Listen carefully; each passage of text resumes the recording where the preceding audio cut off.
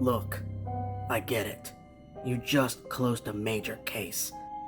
And things with your mother are complicated. And hey, you found the swordsman, and believe me, we are grateful and in no position to ask for a favor. But there's a killer taking us out one by one, so we need Cassandra Killjoy to get back to work.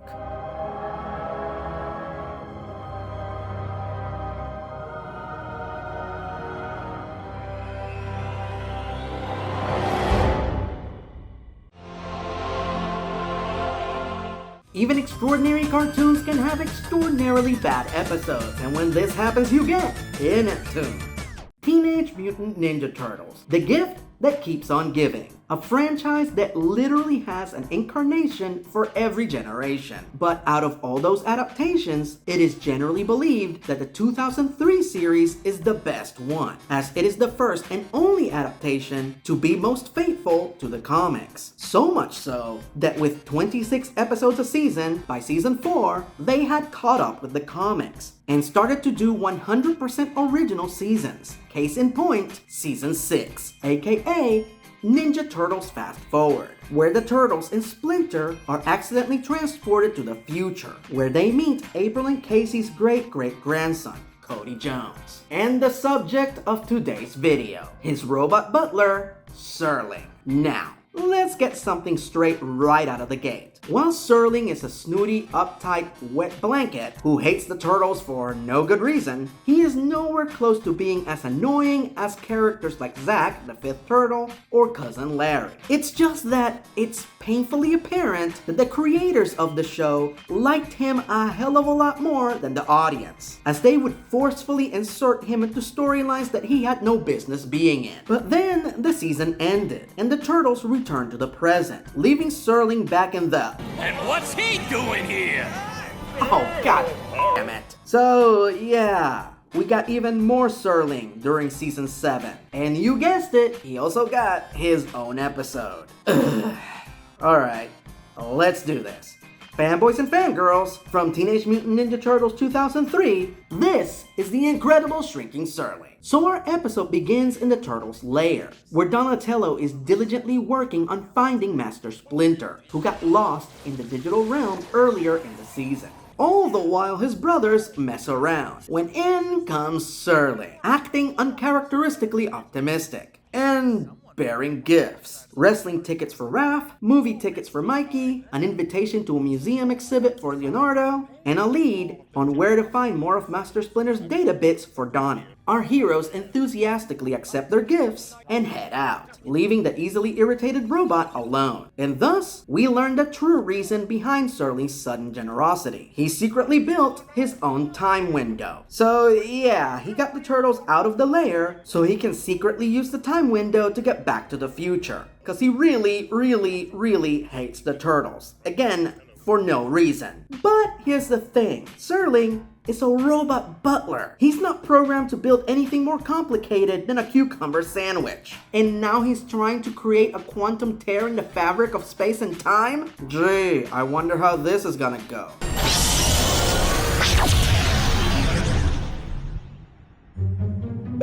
Yup, that seems about right. So why did he shrink down to 5 inches? Who knows? But this automatically makes the title of the episode completely misleading, as he is not the incredible shrinking Serling, he is the incredible shrunken Serling. Actually, he's not incredible either, so the more accurate title would be the stupid ass whiny sissy Serling.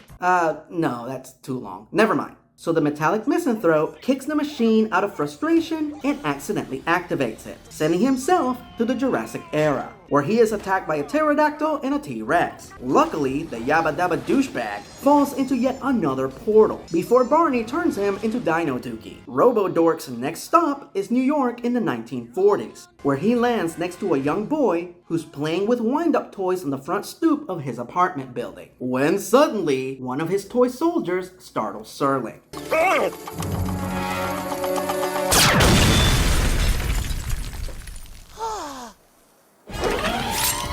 Now, I know what what you're thinking. Why in Galactus's gargantuan gonads does a robot butler have a laser cannon in his arm? Well, you remember how I said that they kept cramming Serling into storylines that he didn't belong in? Well, I guess the creators remembered that this is an action show, so they gave him weapon systems, so he would last longer than 2 seconds in a fight. So, yeah, he can both fold a fitted sheet and deatomize you where you stand. Good times! However, the little boy is blown away by Serling blowing away his toy. But before he can investigate, Serling is swallowed up by yet another portal. This one taking him to the New York sewers in the early 1990s, where he meets the preteen Mutant Ninja Turtles. So our heroes in a quarter shell believe Serling to be a toy and immediately start fighting over him. And when they each individually get a hold of him, they play with him so roughly that they make Sid from Toy Story look tame by comparison. Luckily for Serling, he is saved by Master Splinter, who can't bear the thought of his children hurting each other for the sake of materialism. As he so eloquently puts it, you shouldn't let material possessions possess you. So he takes their new toy away and sends the Turtle Tots to bed, where they sleep soundly, having learned their lesson. Well, Mikey immediately gets out of bed and steals the toy. Nice! Of course, this rouses his brothers, who follow him, and yet another pointless fight ensues over the diminutive droid.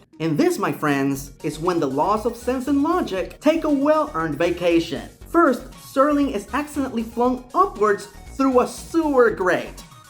Great. Then he lands on the street above, where he is immediately hit by a car. Ouch! Which damages his body to such a degree that it goes into self-repair mode, meaning he can't move or talk until his body is finished repairing itself. Convenient? But that's not even the conclusion of this cavalcade of convoluted coincidences. The guy driving the car that just hit Serling is none other than Wendell, the little boy who saw the blustering butler blow up his toy back in the 1940s. Apparently, that single incident caused Wendell to grow up obsessed with toys and even create his own toy empire called Wendell's World, with multiple stores around the world. And he has spent years searching for the most amazing toy he had ever seen, Serling. And now, via extreme happenstance, he finally found him. It's you! At last. You're mine. My own. My cherished. Ugh. Take it easy there, Gollum. But Wendell doesn't take Serling home. He takes him to one of his stores, where he has a secret lab underneath the store full of all manner of torture implements? What? Apparently, his main aspiration is to figure out how Serling works, which he plans to do by chopping him in half with a buzzsaw? You know, a screwdriver and a socket wrench are relatively inexpensive. Luckily, the Turtle Tots followed them, and Raph jumps in and saves Serling right before he is taught long division the hard way. Haha, math jokes. I got them. Serling is grateful for the rescue, but his douchiness supersedes his gratitude. Hooray! The turtles! Funny.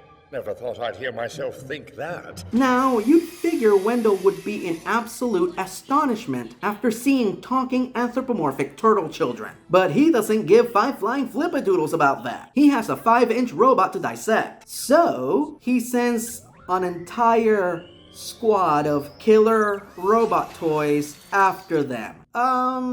Why would he have this? The BattleBots are too much for the Turtle Tots, and Serling, having regained his mobility, decides to use the distraction to make his escape, when suddenly he's overtaken by guilt and the need to, not let children die. So he uses some of Wendell's own toys to dispatch the mechanical menaces. And so the day is saved, and a man-sized killer robot? Again, why would he have this? So, obviously, the real-life Gundam over here is too much for 4 children and a 5-inch robot to handle. But luckily, Splinter shows up, but even then, the Megazord still proves to be too big of a challenge. Luckily, Serling figures out how to beat it by removing its batteries.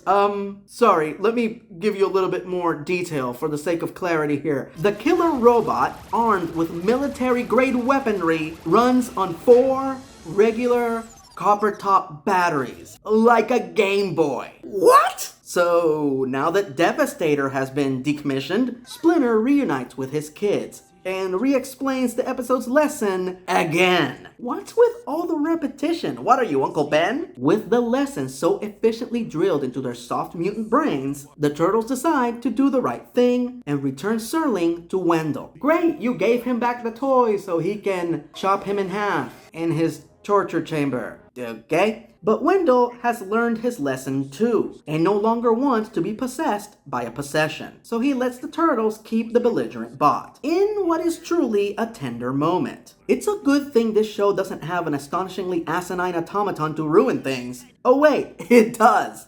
And you smell. And then the turtles do what they should have done when they first met Serling over a season ago. They chuck him in the garbage. And thus, the Turtle fam take their leave, as Wendell agrees to keep their existence a secret. Because they're friends now, I guess? Also, is nobody concerned that this guy has a secret torture chamber under a toy store? Or that he had no issue with harming children with weaponized toys? Or possibly killing them with an actual factual killer robot? Destroy. Does this not raise any red flags with anyone at all? Alright, fine, moving on. So yet another time portal randomly opens, but this one actually takes Serling back to the present and conveniently restores him to his usual size. As it turns out, all of the random portals that open throughout the episode were Donatello's attempts at rescuing him. And as per usual, Serling shows his gratitude by being a asshole. Yes, it's terrible. Living in filth, hiding in shadows, never having a moment of privacy.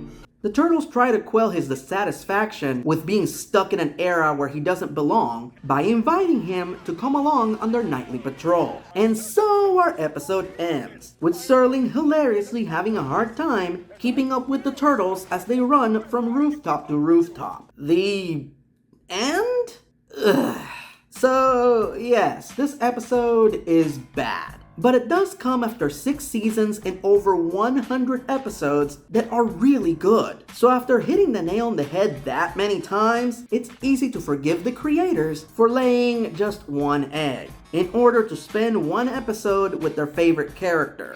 Also, voice actor Mark Thompson, who also plays Casey Jones, is really good at playing Serling. So much so that I can see why anyone would think that he can carry his own episode. With that said, Serling is still an irritable douche, and this episode is highly skippable. So I leave it up to your discretion, whether you want to endure it or chuck it.